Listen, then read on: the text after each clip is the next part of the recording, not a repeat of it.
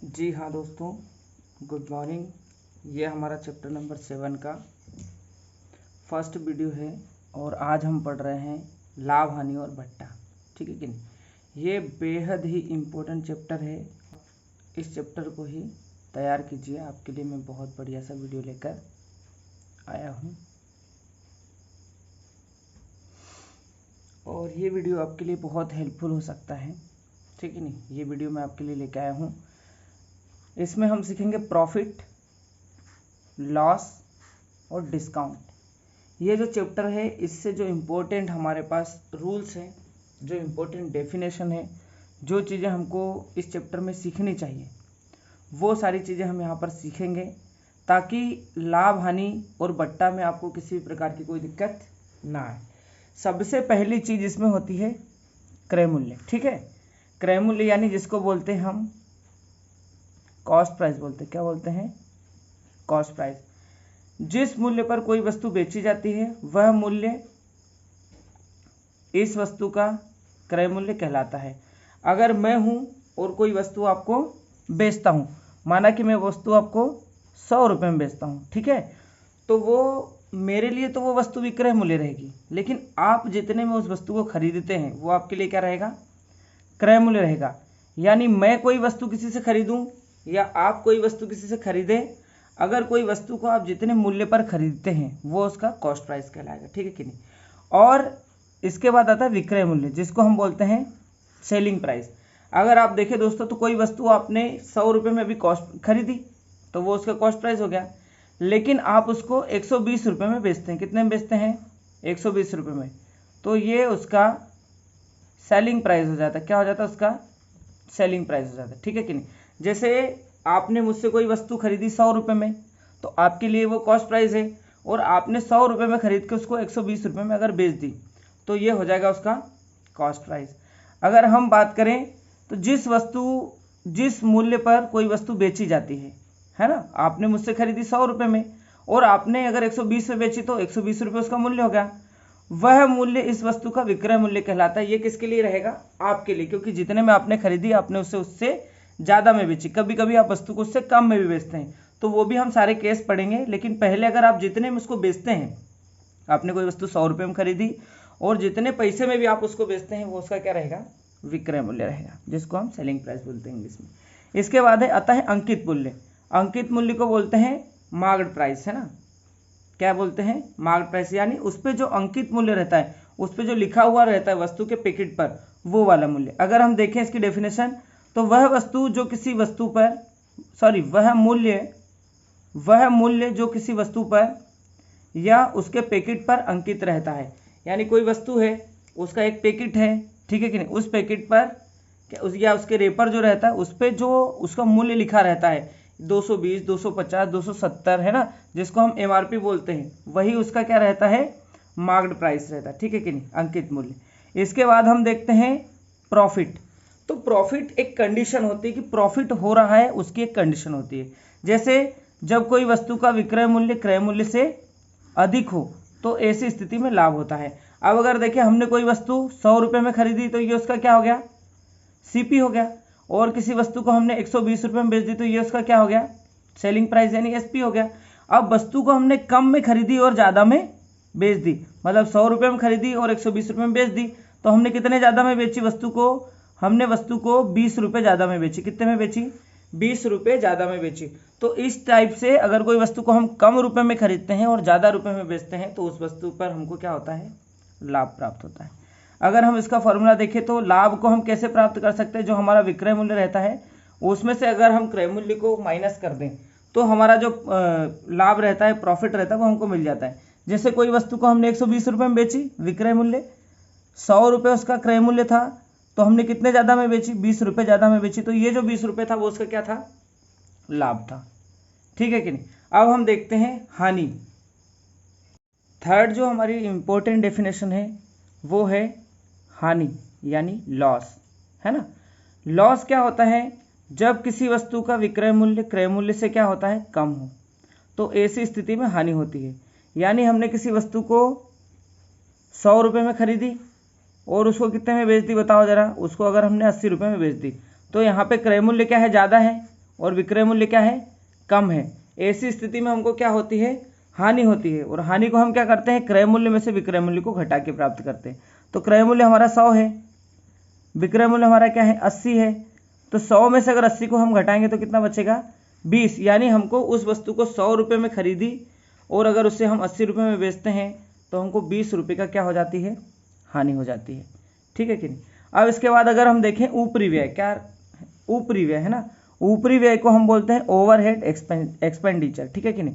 जो हम कोई वस्तु को किसी में खरीदते हैं किसी मूल्य पर और उसको रिपेयर करने में या उसको और उपयोगी बनाकर अगर हम बेचते हैं तो हमें ज़्यादा प्रॉफिट होता है।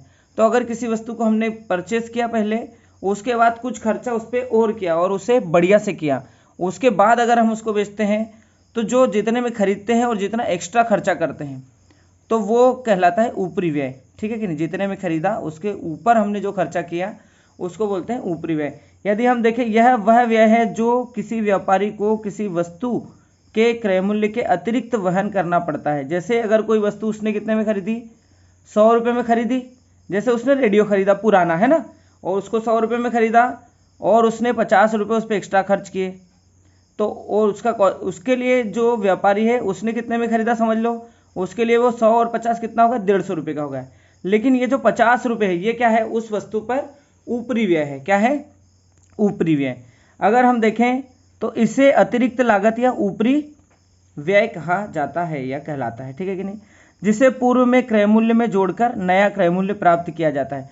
मतलब ये जो 100 रुपये है ये पहला क्रय मूल्य था, इस पर हमने 50 रुपये और खर्चा किए रेडियो सुधराने में, और अब हमारे को वो कितने में पड़ा, 100 तो हमने दे दिए थे, फिर 50 और दे दिए, तो अब हमको कितने में पड़ा, वो 150 रुपीज़ में पड़ा। यानी उसका जो नया कॉस्ट प्राइस हो जाएगा वो क्या हो जाएगा, 150 रुपये हो जाएगा। ठीक है। अब अपन चलते हैं थोड़ा सा और आगे। तो हम देखिए लाभ परसेंटेज का हमारा एक फॉर्मूला रहता है जिससे हम लाभ परसेंटेज प्राप्त करते हैं। तो लाभ परसेंट निकालने का फॉर्मूला है, सबसे पहले तो आप लाभ फाइंड कर लीजिए। और लाभ किस पे हमने प्राप्त किया है, क्रय मूल्य पर, क्योंकि हमने तो जितना पैसा दिया ना उस पर ही हम लाभ प्राप्त करेंगे। तो लाभ जो होता है क्रय मूल्य पर होता है, और अगर इसका हम 100% कर दें, कितना कर दें 100%, तो हम लाभ परसेंट निकाल लेते हैं। यानी अगर हम लाभ परसेंट निकालना चाहते हैं तो पहले आप लाभ फाइंड कर लीजिए और उसको किसके अकॉर्डिंग फाइंड करना है, क्रय मूल्य के अकॉर्डिंग फाइंड करना है, और 100 का मल्टीप्लाई कर दीजिए तो आपका लाभ परसेंट निकल जाएगा। और अगर ऐसे ही हानि परसेंट की बात करें तो सबसे पहले हानि निकाल लो। हानि को किस पे हमने काउंट करेंगे, हम उसको भी क्रय मूल्य पे ही काउंट करेंगे, क्योंकि जितना पैसा हम उस पर खर्च करते हैं उसी पर हानि या लाभ निकलता है। तो हानि पहले निकाल लीजिए, और किस पर निकाला हमने, क्रय मूल्य पर।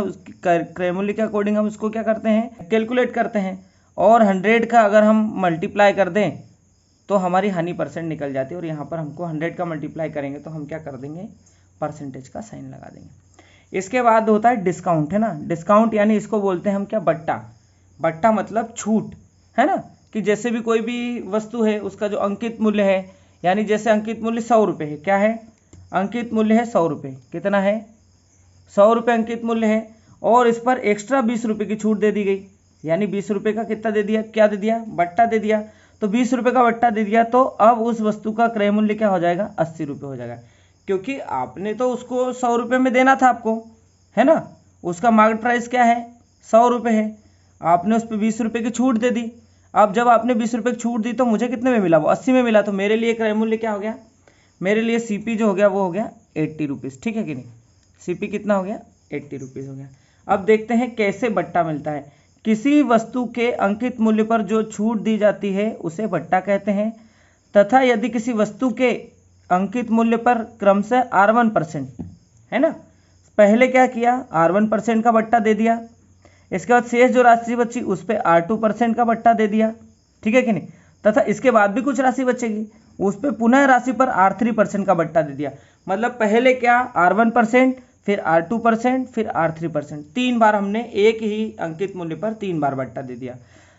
का बट्टा दिया जाता है या दिया जा रहा है हो तो R1%, R2% और R3% को क्रमिक बट्टा कहते हैं। ठीक है कि नहीं, मतलब किसी वस्तु पर 3 बार बट्टा दिया गया या बट्टा दिया जा रहा हो तो हम R1% और R2% और R3% को क्या बोलेंगे, क्रमिक बट्टा बोलेंगे। मतलब एक के बाद एक दिया जाने वाला बट्टा, मतलब एक के बाद एक दी जाने वाली छूट। ठीक है कि नहीं। अब एक और चीज़ आप देखेंगे जो कि हानि है, और लाभ को कैलकुलेट करने की चीज़ें हैं, मैं आपको बता देता हूँ। जी हाँ दोस्तों, ये बहुत ही इम्पोर्टेंट हमारा फार्मूला है कि अगर हम क्या करें, कभी कभी कंडीशन बनती है कि कोई वस्तु को हम क्या करते हैं, बेचते हैं, ठीक है कि नहीं, या उसको खरीदते हैं, या दो वस्तुओं को खरीदते या बेचते हैं ना। तो दो वस्तु को खरीदते या बेचते हैं तो क्या करते हैं कि एक वस्तु पर तो हमको लाभ मिला, कुछ परसेंट हमको लाभ मिला, और दूसरी वस्तु पर कुछ परसेंट हमको हानि मिली। तो अगर इन दोनों को क्या करें, सेम कैलकुलेट करें, क्या करें, इन दोनों को अगर एक साथ कैलकुलेट करें और बताएं कि दोनों वस्तुओं पर ओवरऑल हमको क्या मिला, या तो लाभ मिला या हानि मिली। तो अगर कभी भी ऐसा हो कि एक वस्तु पर लाभ हो और दूसरी वस्तु पर हमको हानि मिलती हो, तो उस कंडीशन में हमेशा हमको क्या होती है, हानि होती है। इसका फॉर्मूला है उभयनिष्ठ लाभ तथा हानि परसेंट, है ना। या तो जो उभयनिष्ठ लाभ दे रहा है या उभयनिष्ठ हानि दे रहा है, उन दोनों का क्या कर दो, स्क्वायर कर दो, अपॉन में क्या कर दो, 10 कर दो और परसेंटेज का साइन लगा दो। तो हमको हानि परसेंट मिल जाएगी कि किसी वस्तु को लाभ पर बेचा और किसी वस्तु को हानि पर बेचा, तो हमको कितने परसेंट की ओवरऑल हानि हुई, ठीक है कि नहीं। ऐसे ही अगर देखें, एक और है कि कोई दुकानदार रहता है, वो बेचारा क्या करता है ना, वो क्या करता है, तोलना स्टार्ट करता है। तो वो क्या करता है, उसका बाट जो 1 किलो का बाट रहता है, जो कि क्या रहता है, 1000 ग्राम रहता है। लेकिन वो क्या करता है, या तो क्या करता है, लेते समय जब वो किसी से लेता है तो 1000 की जगह वो क्या करता है, ज़्यादा ले लेता है ना, मतलब चालाकी करता है, बदमाशी कर जाता है। या फिर जब वो किसी को बेचता है तो 1000 की जगह क्या करता है, वो कम तोल के देता है, ठीक है कि नहीं। ऐसी कंडीशन में उसको क्या मिलता है, लाभ मिलता है, दोनों ही कंडीशन में। तो हम उसका लाभ परसेंट अगर निकालें तो जितनी वो त्रुटि कर रहा है, ठीक है कि नहीं, 1000 ग्राम पे जितनी वो त्रुटि कर रहा है, 100 ग्राम 200 ग्राम 300 ग्राम, या तो कम तोल रहा है या ज़्यादा तोल रहा है, उसको क्या करना है, सही मान में से क्या कर देना है, माइनस कर देना मेरे भैया। सही मान में से पहले तो त्रुटि लेना है, उसके अपॉन में क्या करना है, सही मान में से त्रुटि को माइनस करके 100 का क्या कर देना, मल्टीप्लाई कर देना, और 100 का मल्टीप्लाई किया इसलिए परसेंटेज का साइन लगा देना। आशा करता हूँ आपको ये बहुत अच्छा वीडियो लगा होगा। इतने फार्मूले आपके लिए बहुत इंपॉर्टेंट है, ये आपको अगर आप किसी क्लास में पढ़ते हैं तो आपके लिए लाभ हानि और बट्टा निकालने में बहुत काम आएंगे। और अगर आप कंपटीशन एग्जाम की तैयारी कर रहे हैं तो फिर बहुत अच्छा फ़ायदा इन फार्मूले का, इस वीडियो का उठा सकते हैं। वीडियो आने वाला है यही लाभ हानि और बट्टे का वीडियो नंबर 2, जिसमें हम क्या करेंगे, एग्जाम्पल सॉल्व करेंगे। तब तक के लिए नमस्कार।